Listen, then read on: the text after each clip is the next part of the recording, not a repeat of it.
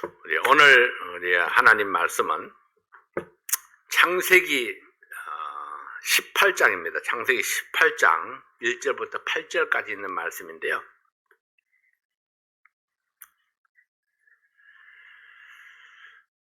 오늘 말씀의 제목은 섬기면서 살라, 이런 제목입니다. 섬기면서 살라, 아니면 섬기는 삶을 살아라, 아니면 섬기는 삶이 아름답다, 이런 제목을 붙일 수 있겠는데요. 우리의 삶이 섬기는 삶이 되는 것을 하나님이 기뻐하시는 것이라고 믿습니다. 섬김에도 여러 종류가 있습니다. 종이 주인을 섬기는 것도 있고, 또 자식이 부모를 섬기는 것도 있고, 제자가 스승을 섬기는 것도 있습니다.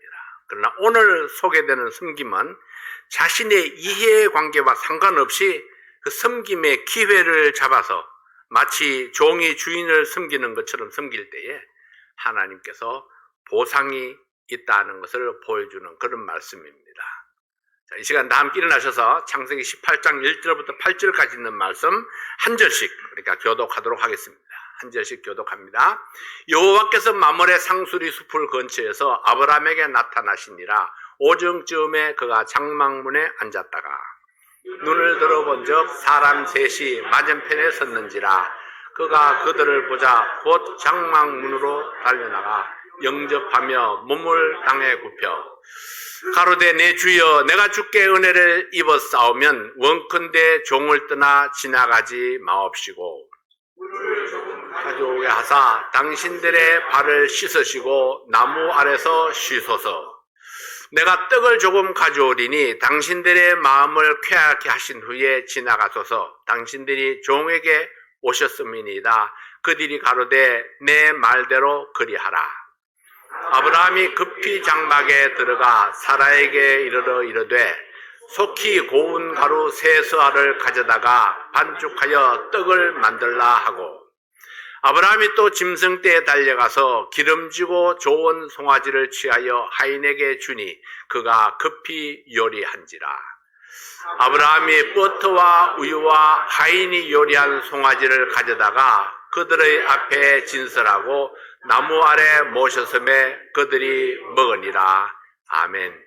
아버지 하나님 감사합니다. 오늘 이 말씀을 통해서 섬기는 삶이 얼마나 아름다운가, 또 하나님께서 섬기는 삶을 얼마나 기뻐하시는가, 우리 하나님께서 섬기는 삶을 사는 자에게 어떤 보상을 주시는가, 이 진리를 배우고자 합니다. 아버지 하나님, 하나님께서 말씀하실 때에 우리의 마음을 활짝 열고 하나님의 음성을 받을 수 있게 하시고 그 말씀 앞에 순복함으로 우리의 삶이 아름답게 해 주시옵소서. 예수님 이름으로 기도하옵나이다.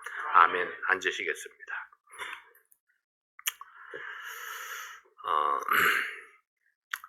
3절에 보면은 가로되 내 주여 내가 주께 은혜를 입었사오면 원컨대 종을 떠나 지나가지 마옵시고, 이 말씀이 조금 우리 말에 좀 잘 어폐가 있는 말씀처럼 들리죠. 은혜를 입었사오면, 아직 그냥 도착했는데 무슨 은혜를 입었어요. 이 말씀 우리가 조금 다르게 이해를 해야 됩니다. 가로되 내 주여 내가 주께 은혜를 입기 원하오니 주께서 종을 떠나 지나가지 마옵시고, 내가 은혜를 입기를 원한다. 저런 표현이 성경에 많이 나옵니다. 많이 나오는데 내가 주께 은혜를 입었사오면 이렇게 문자적으로 이해를 해석을 하면은 성경 해석이 되지를 않습니다. 은혜를 입기도 전에 뭘 은혜를 입었어요. 그러니까 은혜를 입기를 원한다. 어떤 은혜? 내가 당신을 섬김으로 내가 은혜 입기를 원합니다. 이런 뜻입니다. 내가 당신을 섬김으로 은혜 입기를 원합니다. 그러니까 당신은 나에게 섬길 수 있는 기회를 좀 주십시오. 내가 섬길 수 있는 기회를 주셔야 내가 은혜를 입을 수 있습니다. 자, 섬기는 사람이 오히려 섬김을 받을 사람에게 그 기회를 달라고 요청하는 것입니다.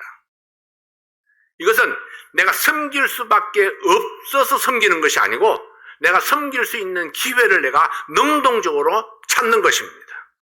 내가 섬길 수 있는 기회를 좀 가졌으면 좋겠습니다. 내가 섬길 수 있도록 좀 허락해 주세요. 내가 섬길 수 있도록 좀 기회를 주세요. 네, 이런 의미입니다. 베른 로스차일드라는 유명한 대자본가가 어느 날 이 알스케퍼라는 친구의 화실을 방문했습니다. 그 친구는 좀 새로운 그림을 구상하는 중이었는데 마땅한 모델이 없어서 고심하던 참이었습니다. 그래서 친구에게 그렇게 이야기를 하죠. 요즘 정말 거지다운 거지를 만나기가 힘들단 말이야. 거지다운 거지를 만나서 좀 모델로 삼아서 그림을 하나 그리고 싶은데 그 적절한 모델을 만날 수가 없었다는 것입니다. 그래서 로스차일드가 이야기를 합니다. 친구야, 기다려봐. 내일 아침에 내가 거지처럼 차리고 나타나서 훌륭한 모델이 되어줄 거야. 그래서 다음날 이 재벌이 넝마 조각을 걸치고 그냥 화실에 딱 나타나는데 진짜 산거지처럼 하고 나타났습니다. 그때 마침 화가를 찾아온 이 다른 친구가 화실문을 열고 들어서다가 거지를 딱 본 거죠. 정말 불쌍한 거지를 하나 본 겁니다. 그래서 주머니에서 20프랑짜리 금화 한 입을 딱 꺼내가지고 따뜻한 국밥이라도 한 그릇 사 드시라고 이렇게 줬습니다. 그래서 로스차일드는 고맙다고 인사를 하면서 정중히 그 돈을 받았습니다. 세월이 흘러서 10년쯤 지났는데 화실에서 만난 그 거지에게 동정을 베풀었던 그 사람은 로스차일드 은행으로부터 편지 한 통과 함께 1만 프랑짜리 수표를 한 장 받습니다. 편지에는 이렇게 적혀 있었습니다. 귀하께서 10년 전 어느 날 알스케퍼 씨의 화실에서 베른 로스차일드 씨에게 준 20프랑을 주식에 투자해서 이익을 남겼습니다. 그래서 오늘 귀하는 10년 전 로스차일드 씨에게 맡겼던 원금과 함께 그 이자를 받게 되었습니다. 선한 행위는 언제나 좋은 보상이 따릅니다. 이런 편지를 하나 받게 됩니다. 20프랑이 10년 만에 1만 프랑이 되었습니다. 다 그런 경우는 아니겠지만은 어쨌든 이 사람은 좋은 마음으로 20프랑짜리를 이제 거지를 위해서 선을 베풀었는데 그것이 진짜 거지가 아니었던 거죠. 어쨌든 20프랑이 1만 프랑이 되어서 돌아왔습니다. 근데 하나님께서는 이보다도 더 놀랍고 큰 보상을 준비하고 계시는 분입니다. 이 마태복음 10장 41절 42절 말씀에 보면은 선지자의 이름으로 선지자를 영접하는 자는 선지자의 상을 받을 것이요 의인의 이름으로 의인을 영접하는 자는 의인의 상을 받을 것이요 또 누구든지 제자의 이름으로 이 소자 중 하나에게 냉수 한 그릇이라도 주는 자는 내가 진실로 너에게 이르노니 그 사람이 결단코 상을 잃지 아니하리라 하시니라. 하나님께서 준비하신 보상은 어떤 것일까요? 선지자의 이름으로 선지자를 영접하는 자, 의인의 이름으로 의인을 영접하는 자, 제자의 이름으로 어린 아이에게 냉수 한 그릇을 주는 자, 결단코 상을 잃지 않으리라고 말씀했습니다. 이것은 누구의 이름으로 섬기는가에 따라서 그의 선행이 받을 보상을 결정한다는 것입니다. 오늘 본문 말씀은 아브라함이 지나가는 나그네를 섬기는 장면을 보여주고 있습니다. 창세기 17장에서 할례 계약을 체결하신 하나님께서는 이 18장에서는 두 천사를 대동하고 아브라함을 방문하는 사건이 기록되어 있습니다.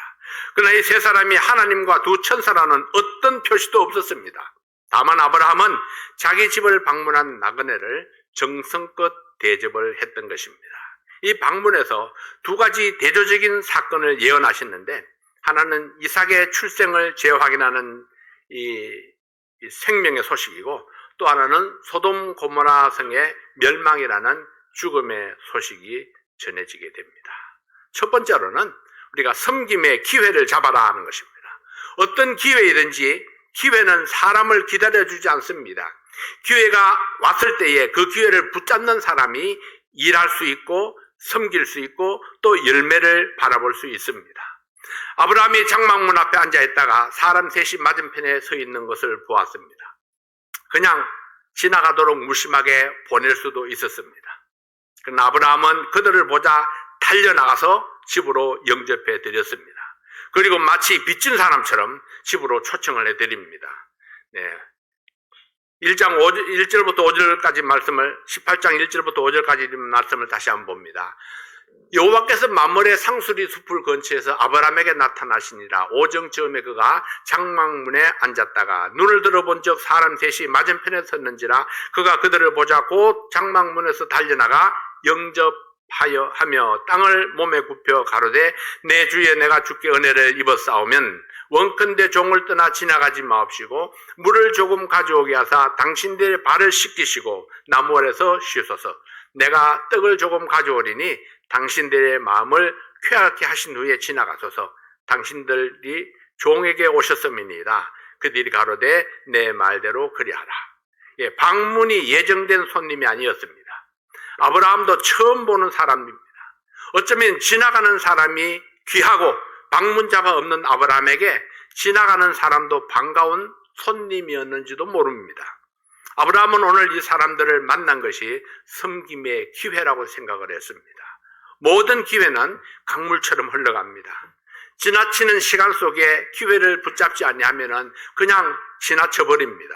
우리의 삶 속에서 섬김의 기회가 수없이 지나가지만 대부분 그냥 지나치게 버려둡니다.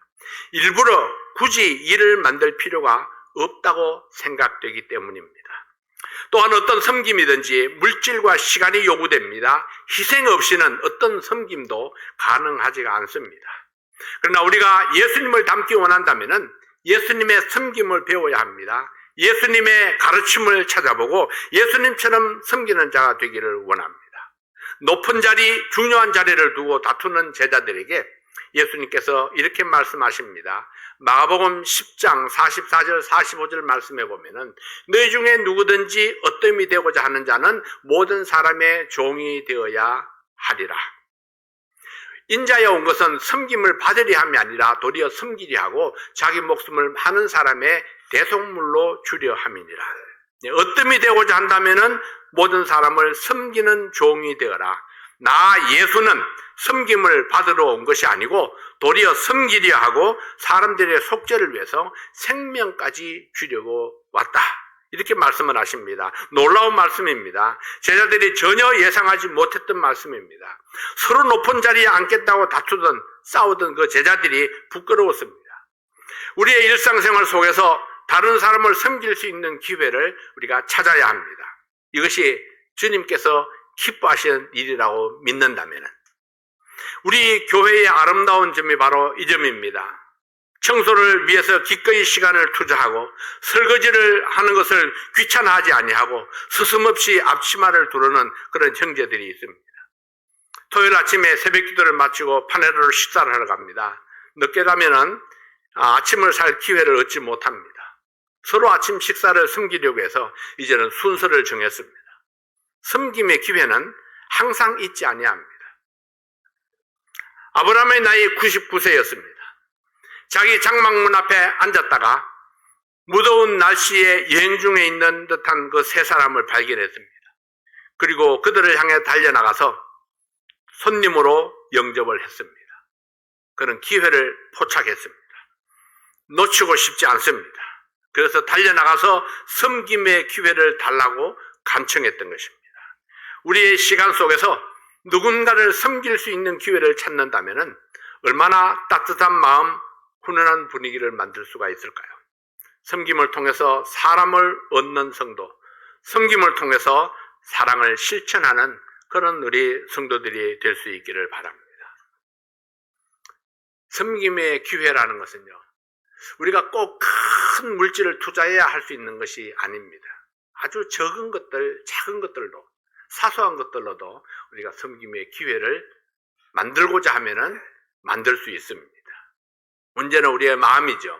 내가 누군가를 섬길 수 있는 그런 마음, 넉넉함, 그리고 그 기회를 찾고자 하는 마음, 그런 마음이 있으면은 우리는 이런 기회를 얼마든지 자연스럽게 만들어갈 수 있을 것입니다.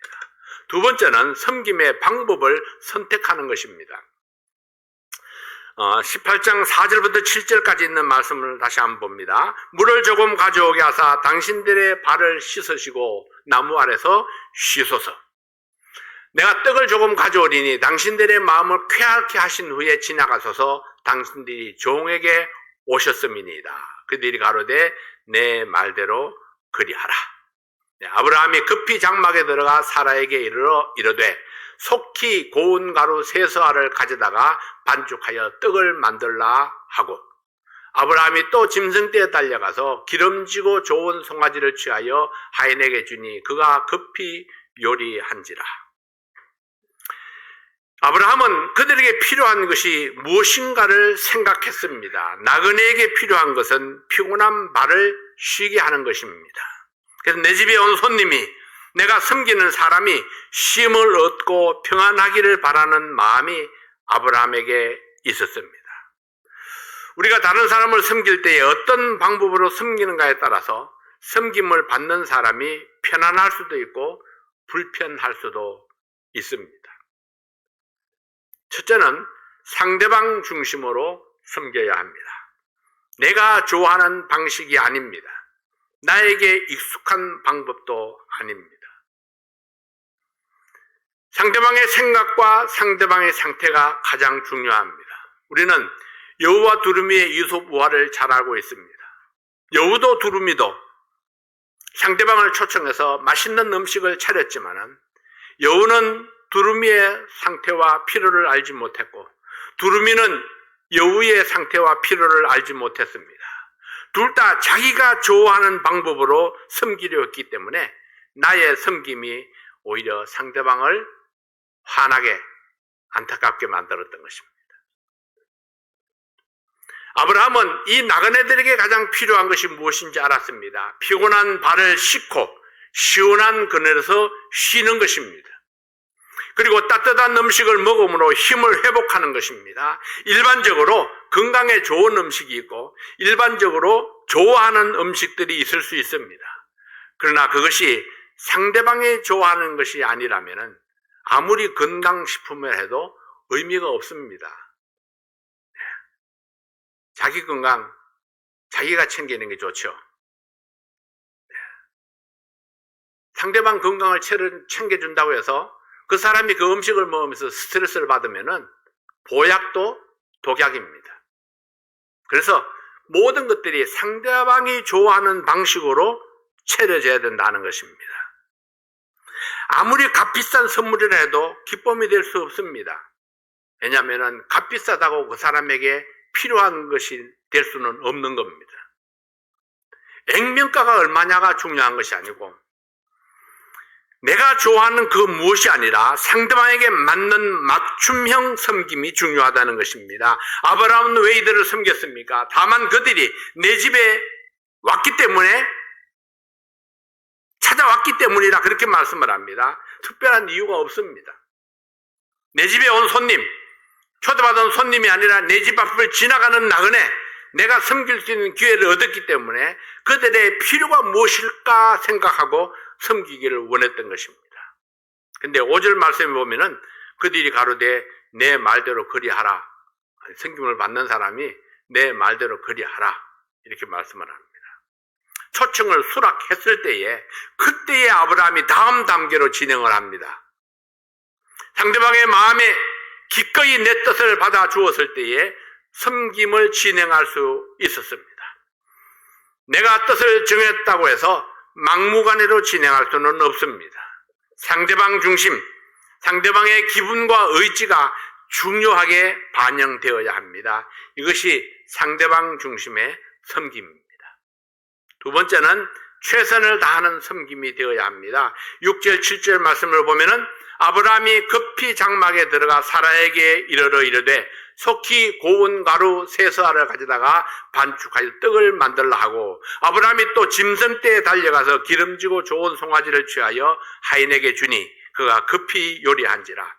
아브라함이 급히 장막에 들어가서 음식을 준비하도록 시킵니다.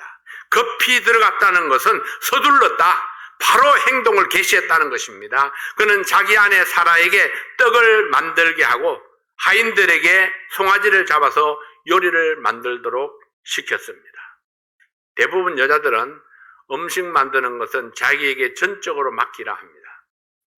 그러나 아브라함은 자기가 가루를 선택해서 아내에게 주고 송아지를 선택해서 하인에게 넘겨줍니다.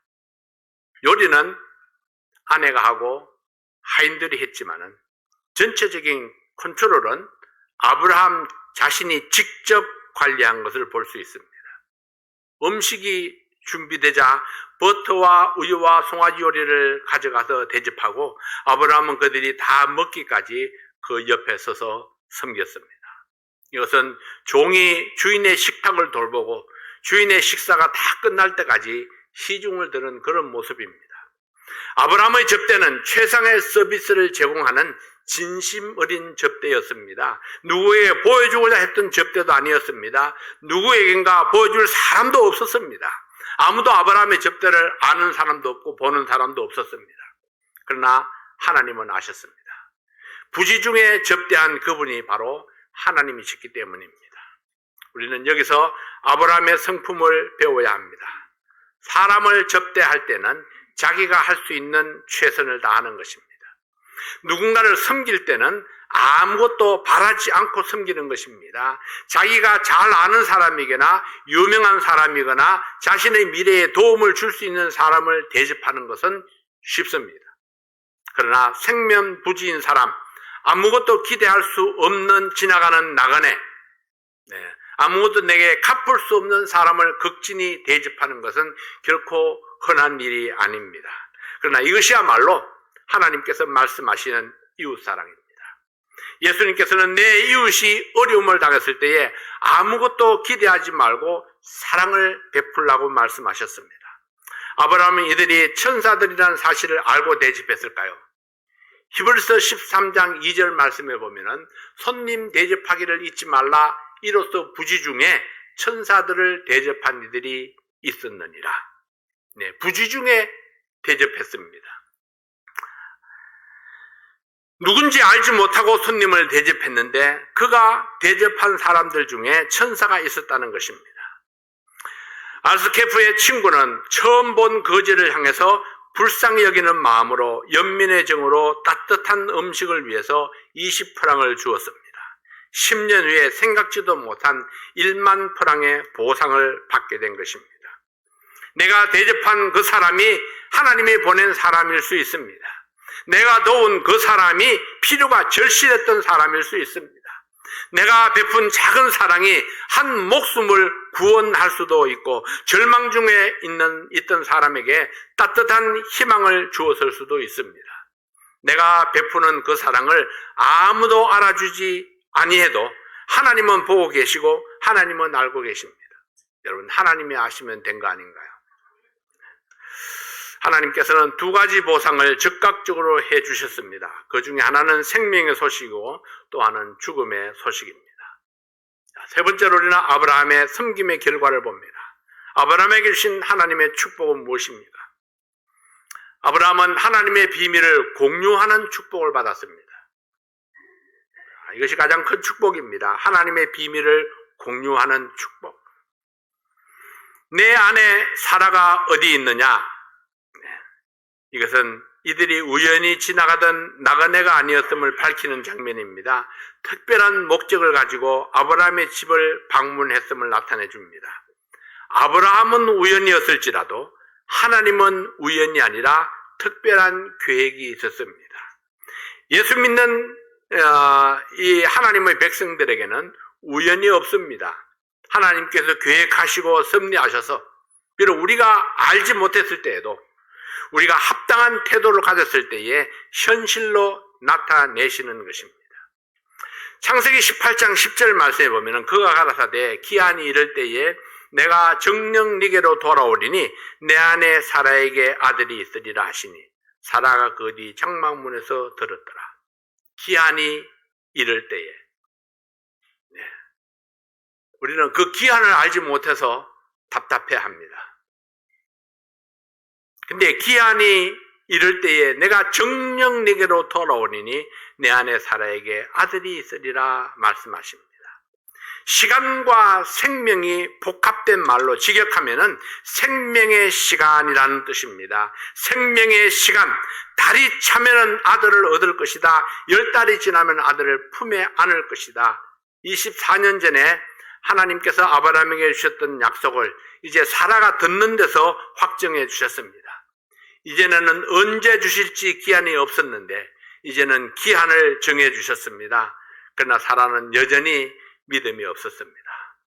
하나님은 생명의 기한이 이를 것이라 했지만은 사라는 우리가 늙었고 나는 경수도 끊어졌는데 내게 어찌 낙이 있으리요. 절망적인 생각이죠. 늙었다는 것은 생명의 날들이 지나갔다, 생식 능력의 기회가 지나갔다는 것을 시사합니다. 사라도 아브라함이 그랬던 것처럼 인간적인 상황에 근거해서 자신의 수태 가능성을 불신했던 것입니다. 하나님께서 주신 대답은 간단합니다. 18장 4절 이렇게 말씀합니다. 14절입니다. 여호와께 능치 못한 일이 있겠느냐? 기한이 이를 때에 내가 네게로 돌아오리니 사라에게 아들이 있으리라. 네, 여호와께 능치 못한 일이 있겠느냐? 사람에게는 분명 불가능한 일들이 많습니다. 그러나 하나님께는 능치 못할 일이 없다는 것입니다. 사람은 자신의 상태, 인간적인 현실, 불가능한 이유들이 수없이 많을지라도 하나님께는 능치 못할 일이 아무것도 없습니다. 생명을 창조하신 하나님이신데 또 다른 생명을 주시는 것이 무슨 어려움이 되겠습니까? 아무것도 없는 공간에 우주 만물을 창조하신 하나님이신데 죽은 몸이라 할지라도 생명을 불어넣는 것이 무슨 어려움이 있겠습니까? 흙으로 이 아담을 만드시고 생명을 불어넣어서 살아 움직이는 사람으로 창조하신 하나님입니다. 여러분, 흙으로 사람을 만들어 보셨나요?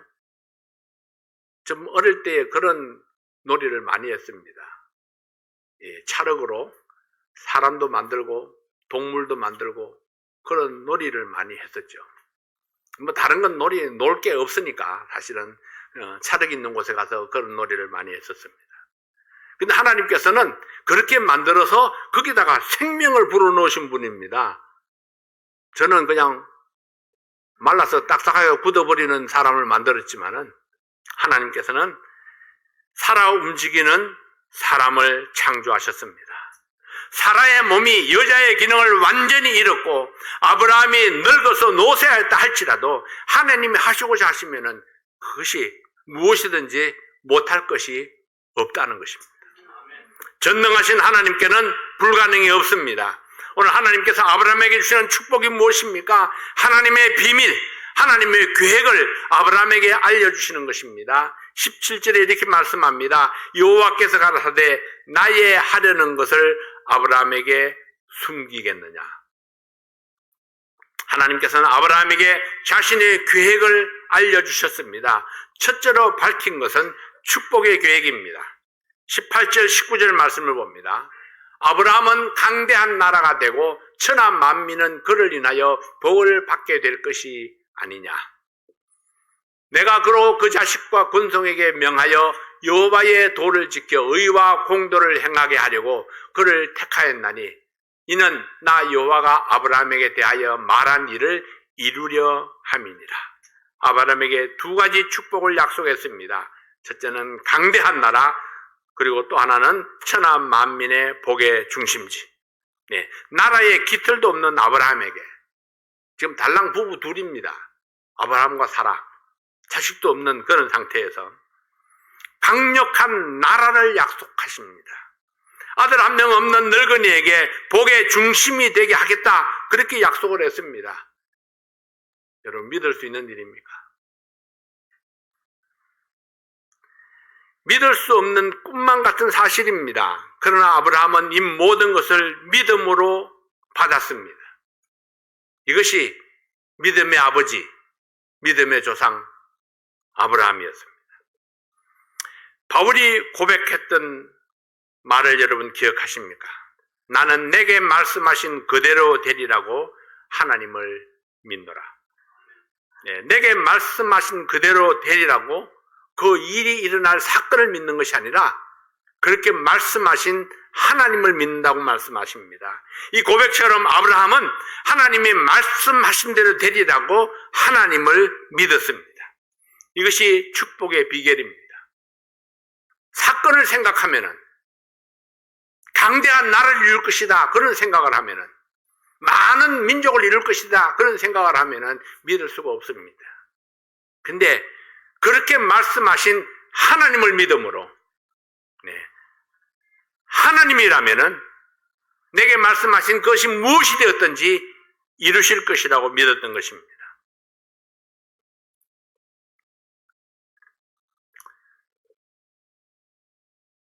믿음의 조상 아브라함을 통해서 천하 만민이 복을 받게 될 것입니다. 그러나 그 반대편에는 소돔 고모라의 죄악에 대한 부르짖음이 심히 중함으로 직접 확인하러 왔노라 말씀하십니다. 심판의 소식이 전해지게 됩니다. 은혜와 축복이 있는 곳에 주님이 함께 하시고 죄악과 멸망이 있는 곳에도 역시 주님이 함께 하십니다. 은혜와 축복이 있는 곳에 주님이 함께 하시고 죄악과 멸망이 있는 곳에도 함께 하시는데 축복과 저주가 하나님의 손에 있기 때문입니다. 소돔 고모라 성의 멸망 소식을 들은 아브라함은 하나님께 간청했습니다. 소돔 고모라 성의 멸망 소식을 전해 들었을 때에 아브라함은 너무나 안타까웠습니다. 소돔 고모라 성에 얼마나 많은 사람들이 살고 있는가. 그리고 그곳에는 자기의 사랑하는 조카 롯의 가족들이 살고 있습니다. 안타까운 마음으로 하나님께 간청했습니다. 하나님, 그 성에 의인 50명이 있으면 어찌하시겠습니까? 그 의인 50도 그 소돔 고모라 성과 함께 멸망시키겠습니까? 의인 50을 인하여 멸망치 아니하리라. 그러면 하나님, 의인 45명만 있으면 어떡합니까? 30명만 있으면 어떡합니까? 25명만 있으면 어떡하나요? 10명만 있으면 어떡합니까? 50명에서 10명까지 내려왔습니다. 그러나 그 큰 성 중에 의인 10명이 없어서 불바다가 되고 말았습니다. 아브라함의 믿음은 실제적인 손님 접대를 통해서 사랑과 성실을 증명했습니다. 하나님의 약속을 믿음으로 쓰임받는 삶을 살았습니다. 하나님의 축복의 원리는 믿음의 사람은 복을 더하시고 반대편 사람에게는 심판을 내리심으로 하나님의 엄미하심을 나타내셨습니다. 하나님이 양쪽 다 함께 있지만 축복과 저주를 그 손에 들고 계시지만 믿음의 사람에게는 축복을 내리시고 불신앙의 사람에게는 저주를 내리시는 하나님. 여러분 어느 편에 서시겠습니까? 우리 야외에 나가서 게임을 할 때 그런 게임을 하잖아요. 자, 맞는다고 생각하시는 분은 오른쪽에 서세요. 틀린다고 생각하는 분은 왼쪽에 서세요. 그러면은 우르르 몰려갑니다. 내가 어느 쪽에 서느냐에 따라서 내가 승리하기도 하고 패배하기도 합니다. 내가 상을 받기도 하고 내가 못 받기도 하죠. 어느 쪽으로 서느냐. 문제를 내는 사람에게 달려있는 게 아닙니다. 선택은 본인이 달려있죠. 듣고 어느 쪽에 내가 설 것인가. 하나님을 믿고 신뢰하는 쪽에 서면은 그게 하나님의 축복이 기다리고 있습니다. 하나님을 거역하는 쪽에 서면은 거기에 저주가 기다리고 있는데, 근데 문제는요, 이게 비밀이 아닙니다. 공개되어 있는 겁니다. 무슨 말인지 아세요? 답이 다 나와 있는 겁니다. 답이 다 나와 있는데 왜 사람들은 저주를 향해서 달려갈까요? 왜 축복을 향해서 달려가지 못할까요? 왜 이쪽을 선택하지 못할까요? 여러분, 이유는 하나입니다. 자기 고집 때문이에요. 자기 고집, 자기 아집 때문에 망하는 겁니다. 하나님께서 역사를 통해서 말씀해 주셨습니다. 지나간 역사가 우리에게 보여줍니다. 하나님께서 어떤 사람들에게 복을 내리시는가를 보여주시죠. 그것까지도 깨닫지 못하니까 하나님은 기록된 말씀을 통해서 우리에게 또 보여주십니다. 수천 년을 거쳐서 내려오는 이 하나님의 말씀, 이 하나님의 말씀을 통해서 우리에게 또 진실이 무엇인가를 보여주십니다. 수많은 사람들의 입술을 통해서 설교를 통해서 또 알려주십니다. 그래도 못 믿으면은 도리가 없죠. 믿기지 않는데요? 네. 믿기지 않는다는 것은 자기 감정을 의지하는 것입니다. 내 생각을 의지하는 거죠. 근데 믿는 사람들은요, 하나님이 말씀하신 것을 믿고 내가 선택하는 것입니다. 믿음의 길, 축복의 길, 하나님이 나에게 주시는 그 길을 내가 선택하는 것입니다. 믿음을 선택하는 것, 불신앙도 선택하는 것입니다. 이것은 우리의 자유의지가 얼마나 중요한가를 잘 보여주는 것입니다.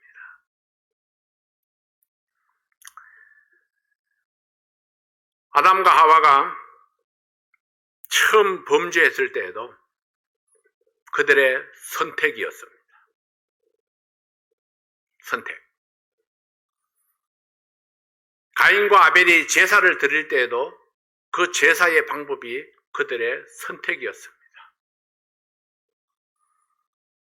예수님의 제자들이 예수님을 따르는 것도 그들의 선택이었습니다. 예수님은 한 사람도 코를 꿰어서 끌고 가지 않았습니다. 나를 따르라 하시는 그 말씀을 선택하고 따라간 겁니다. 예수님의 무엇을 보고 따랐을까요? 여러분은 어떻습니까? 여러분은 하나님의 말씀을 듣고 저것이 진리야 이렇게 생각하고 그걸 따라간 거 아닙니까? 우리가 똑똑해서 진리를 깨달았나요? 우리가 똑똑해서 이 말씀의 진리를 우리가 파헤쳐서 알았나요? 수천 년 지나간 그 과거의 역사를 우리가 파헤쳐서 우리가 깨달았나요? 아닙니다. 하나님 말씀을 듣고 내가 선택한 것입니다. 나는 하나님을 선택했습니다. 여호수아처럼 나와 내 백성은 여호와를 믿고 따르리라. 그래요. 멸망받을 죄인을 위해서는 자기가 심판받을 자인 것처럼 애절하게 기도했고 마지막 순간까지 영혼 구령을 위해서 포기하지 않아 하시는 하나님의 성품을 만났던 아브라함이었습니다. 섬기는 삶이 아름답습니다.